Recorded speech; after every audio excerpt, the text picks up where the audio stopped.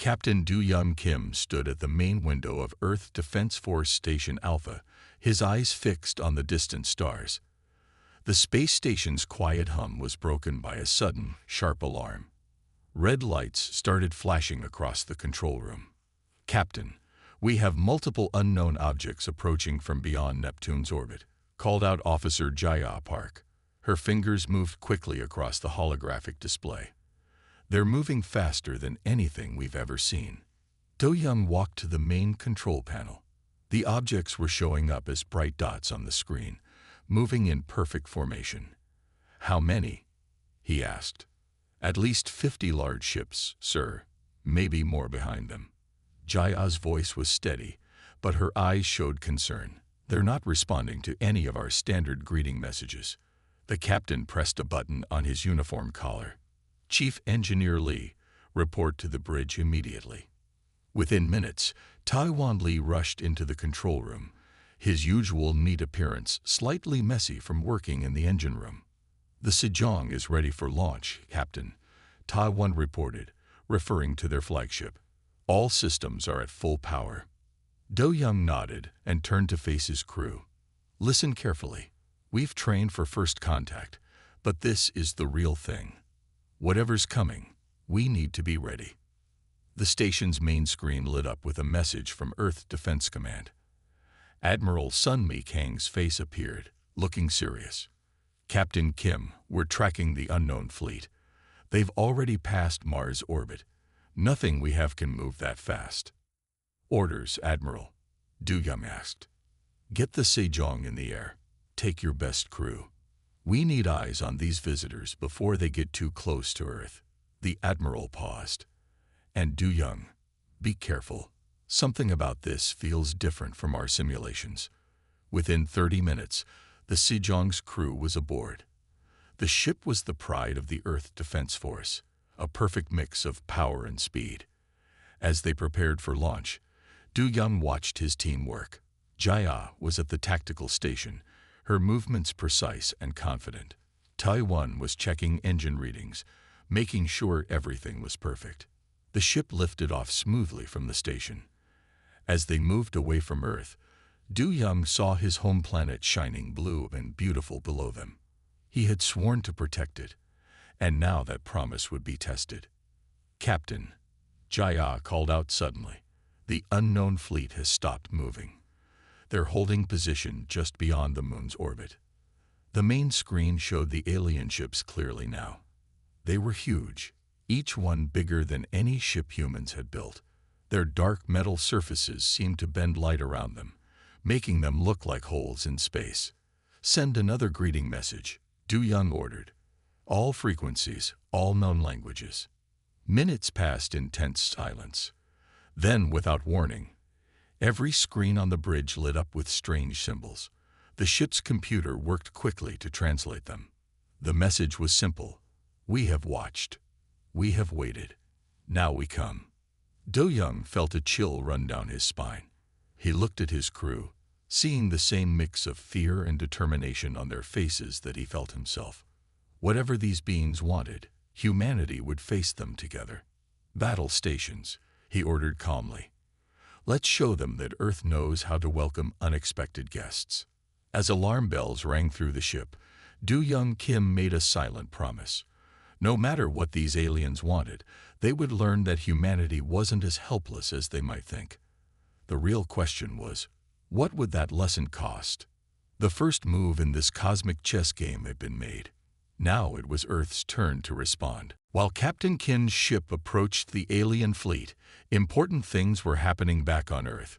In a deep underground lab in South Korea, Dr. Hae-Nul Choi was about to reveal humanity's greatest secret. "Project Aurora is ready," Hae-Nul announced to the group of military leaders and scientists gathered in the viewing room. Among them was Admiral Sun Mi-Kang, who had just finished her video call with the Sejong. The lab was massive, filled with machines that hummed with power. In the center stood a device that looked like a tall silver ring. Blue energy moved through it like water. "For 10 years, we've been working on this," Hae-Nul explained, walking around the device. We discovered something amazing in old Korean texts, patterns that matched quantum equations perfectly. Our ancestors knew something we're only now beginning to understand. Admiral Kang stepped forward.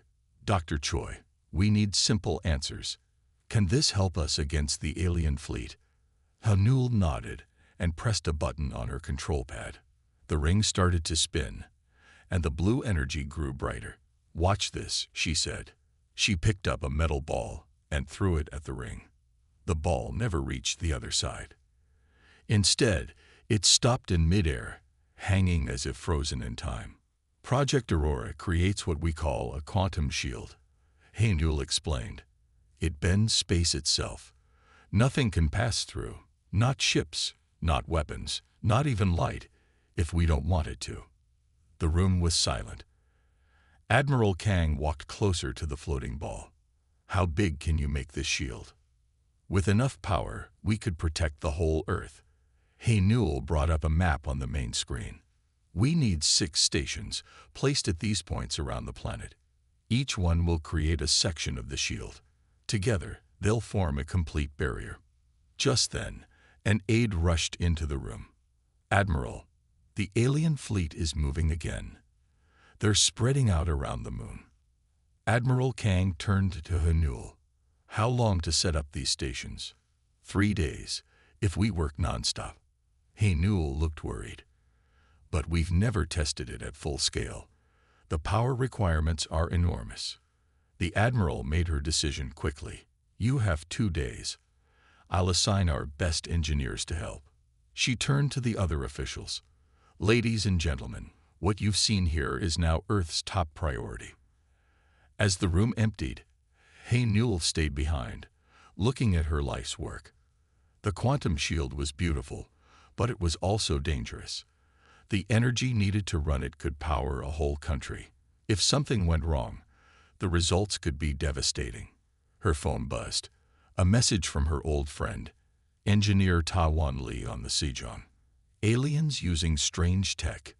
Bend space somehow. Reminds me of your project. Be careful. Hanul's hand shook slightly as she read the message.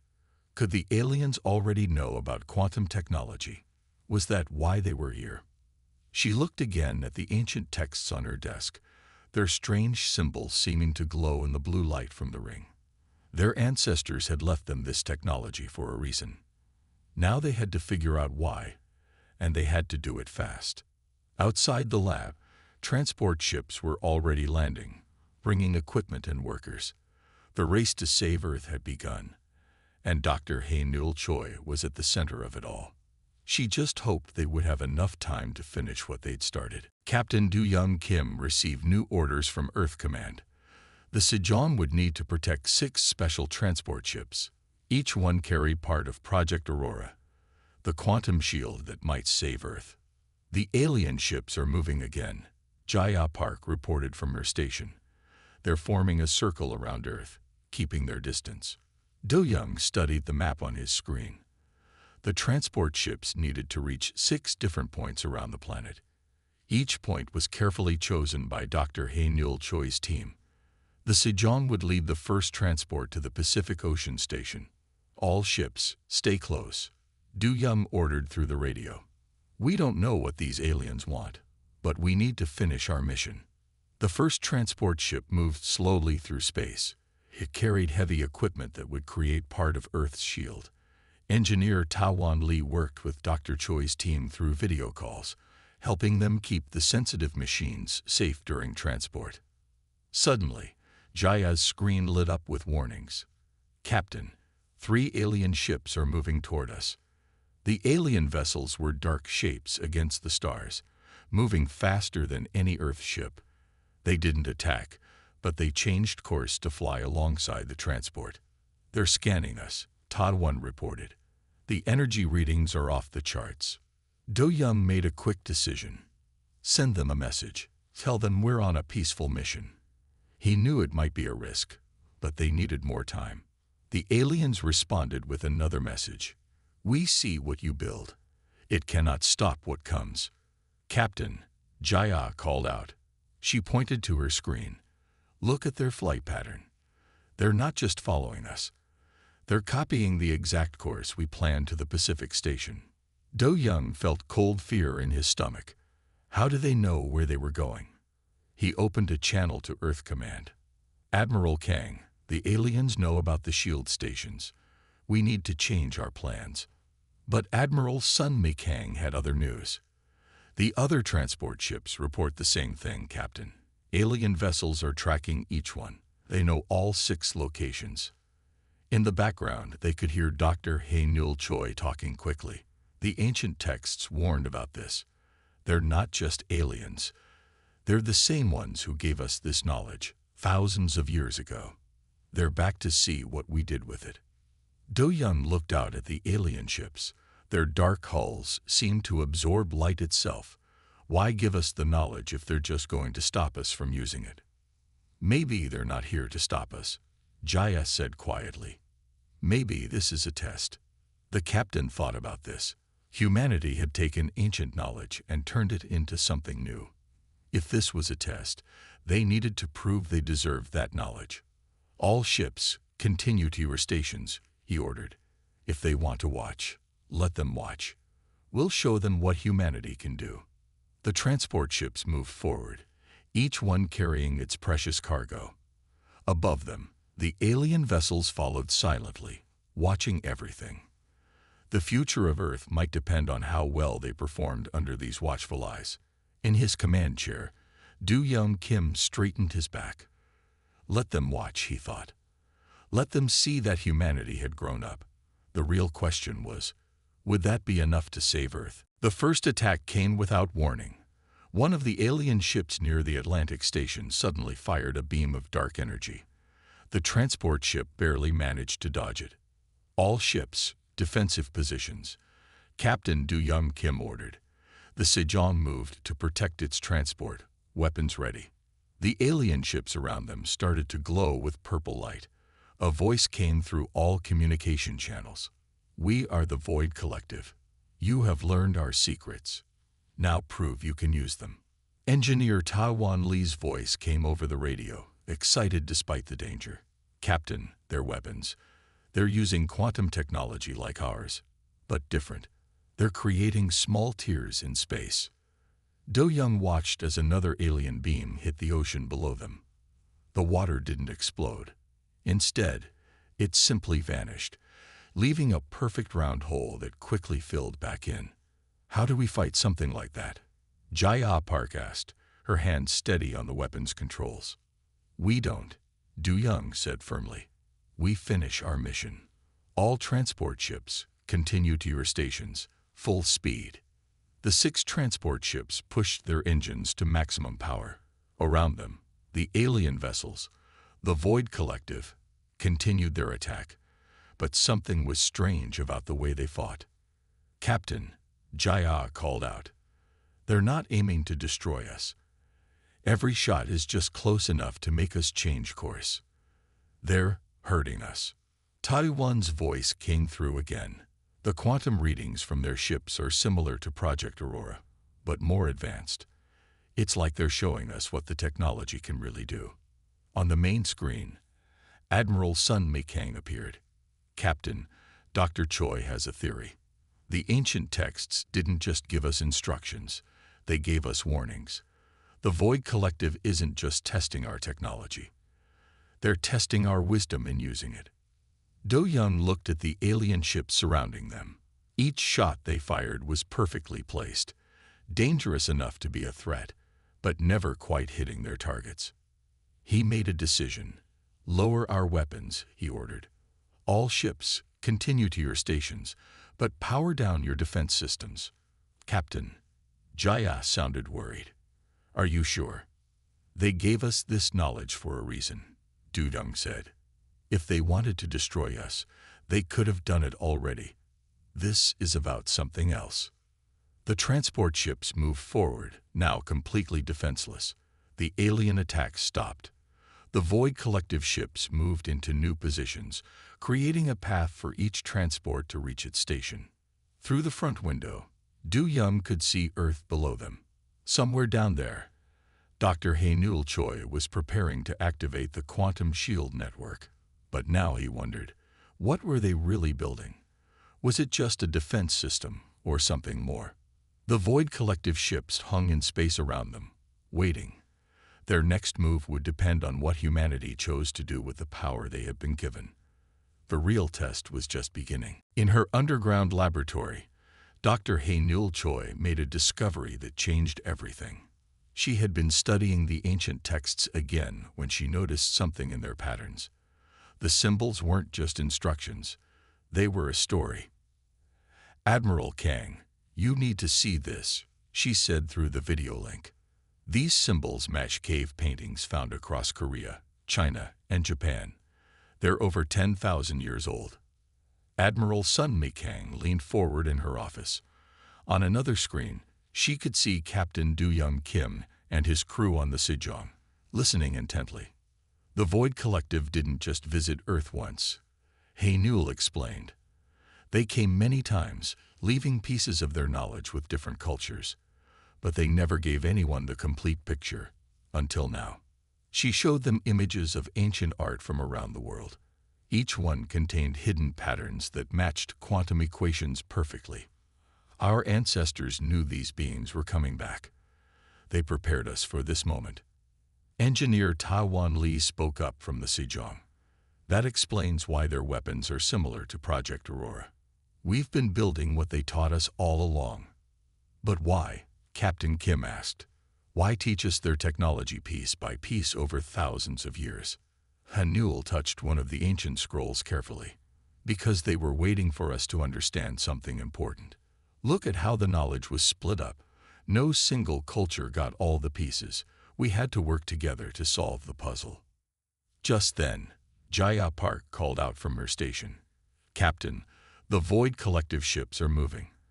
They're forming some kind of pattern above Earth." On their screens, they watched as the alien ships arranged themselves in a shape that matched exactly with one of the ancient drawings Hae-Nul had found. "It's a key," Hae-Nul whispered. "The ancient texts, the quantum shield stations, they're all part of a key we've been building without knowing it." Admiral Kang stood up. "A key to what, Doctor?" "I think," Hae-Nul started, but suddenly all their screens flickered. A new message appeared from the Void Collective. "The pattern is complete. The test begins. Will you use the key as your ancestors promised?" Captain Kim looked at his crew, then at the Admiral, and Hae-Nul on his screen. "Doctor, how close are the shield stations to being ready?" "All 6 are in position," she replied. "But now I don't think they're just shields. When we activate them, something else is going to happen." "Whatever it is," Admiral Kang said firmly, "humanity faced this test before. Our ancestors believed we would be ready when the time came." They all looked at the Void Collective ships above Earth, their formation now matching perfectly with drawings made 10,000 years ago. The next step would reveal whether humanity had learned the right lessons from the knowledge they had been given. The time had come to activate all 6 quantum shield stations. Dr. Hae-Nul Choi stood in her control room, surrounded by screens showing each station. The power requirements were enormous. They had connected to every major power grid on Earth. "All stations report ready," she announced to Admiral Sun Mi Kang and the Sejong's crew, who watched through video links. "But we only have one chance at this. If the power fails, we cannot try again." Captain Do-Young Kim's voice came through clearly. "The Void Collective ships haven't moved from their formation. They're waiting for us." Engineer Taiwan Lee had been studying the power readings. "Doctor, these energy levels are dangerous. The shields might protect us from the aliens, but they could damage our own power systems." Hae-Nul nodded. She had calculated the risks. Every power station on Earth is ready. When we activate the shields, they'll all feed power to the quantum network at once. Admiral Kang gave the order. "Begin the activation sequence. Everyone else, prepare for possible power failures." Hae-Nul started the countdown. Around the world, cities dimmed their lights to provide more power. The quantum shield stations began to hum with energy. "Power at 20%. Hae-Nul reported. The first signs of the shields appeared. Thin blue lines connecting the stations. 40%. On the Sejong, Jaya Park noticed something strange.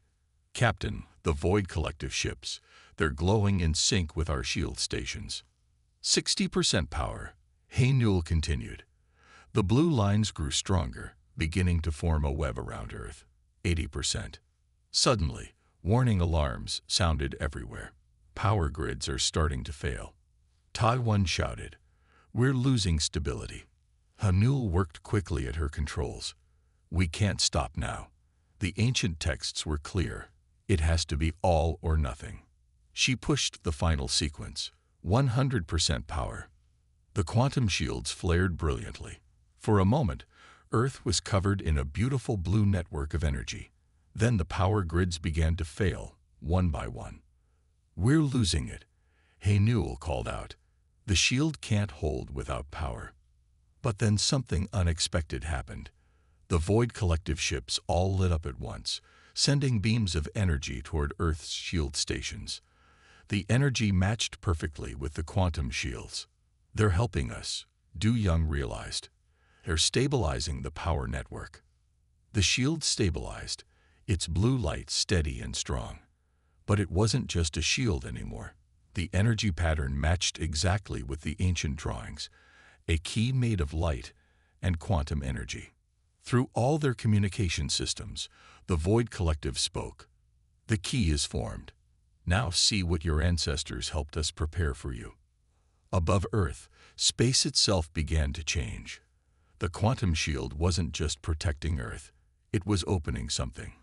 The true purpose of 10,000 years of preparation was about to be revealed. The quantum shield around Earth had become a window to another universe. Through this window, the crew of the Sejong saw something that no human had ever witnessed before: the home of the Void Collective. Lieutenant Jaya Park studied the readings from her instruments. "Captain, I'm receiving data streams from the Void Collective. They're sharing their history with us." Captain Du Young Kim and his crew watched as images filled their screens. They saw a universe dying, its stars going dark one by one. The Void Collective had once been like humans, living on planets around bright stars. But their universe had begun to decay. "Their space is collapsing," Engineer Taiwan Lee explained, reading through the data. "That's why they developed the quantum technology, to find a way to escape." In her laboratory on Earth, Dr. Haynul Choi was seeing the same information. "The ancient texts make sense now," she told Admiral Sun Mekang. "They weren't just teaching us to defend ourselves. They were teaching us to help them." Through the quantum window, they could see the Void Collective's ships more clearly now. They weren't just vessels, they were Orcs, carrying the last survivors of a dying universe. "For 10,000 years, they've been preparing us," Admiral Kang said quietly, "teaching us piece by piece, waiting until we were ready to understand." New messages arrived from the Void Collective. "We could not simply give you our technology. You needed to develop the wisdom to use it. Our universe dies, but yours is young and strong. We ask for sanctuary." Captain Kim looked at his crew. "They're refugees," he said. "All this time, we thought they might be invaders, but they're looking for a new home." Jaya studied more of the incoming data.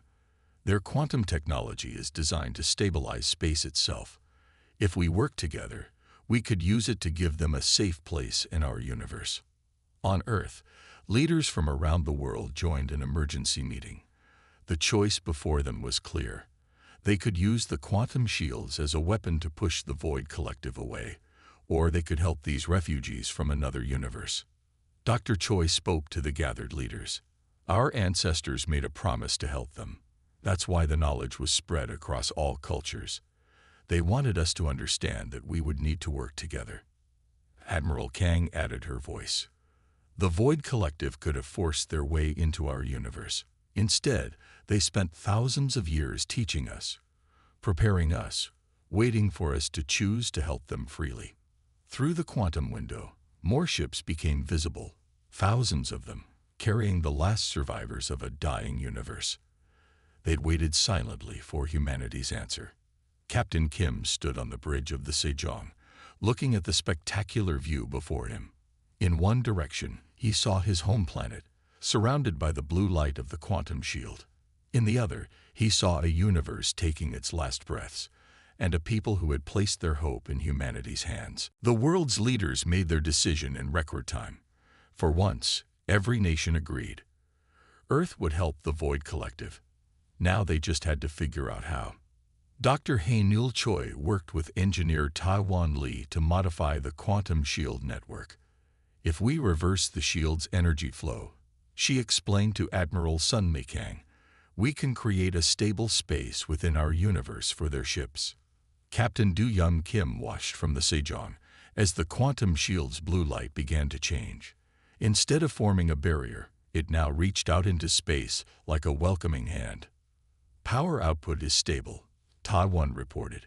The shield is creating a pocket of space-time near Earth's orbit. It's like we're building them a new neighborhood in our universe. Lieutenant Jaya Park monitored the Void Collective ships as they began to move.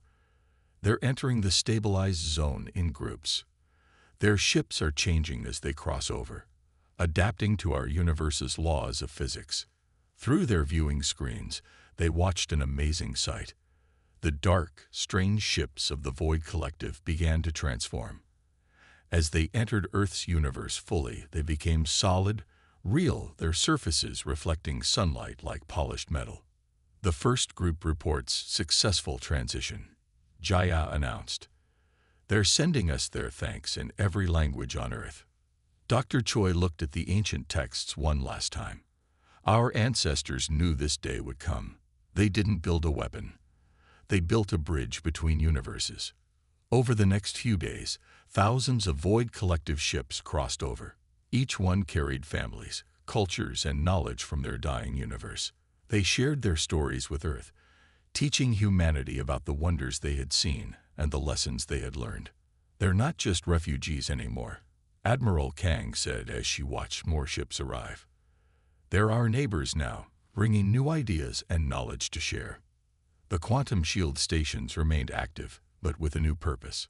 Instead of defending against an enemy, they maintained the stable zone where the two civilizations could meet and learn from each other. Captain Kim stood on the Sejong's observation deck with his crew. Below them, Earth shone blue and beautiful. Above them, the transformed ships of the Void Collective gleamed in the sunlight. Between them, the quantum shield sparkled like a bridge made of stars. You know what this means, he said to his crew. Humanity's ultimate defense wasn't a weapon or a shield. It was our ability to understand, to help, to welcome those in need. Jaya smiled. We protected Earth not by fighting, but by making friends. And we gained so much more than we hoped, Taiwan added. Their knowledge, their experience, their friendship, all because we chose to help. Dr. Choi's voice came through their communication system one last time. The ancient texts had one final message. It said, when you build bridges instead of walls, you defend not just your world, but your soul. As the last ships crossed over from the dying universe, humanity realized they had passed the greatest test of all. They had proven they were ready to join a much larger community among the stars. The quantum shield continued to shine, no longer a barrier, but a beacon of hope and unity for two civilizations that chose to face the future together.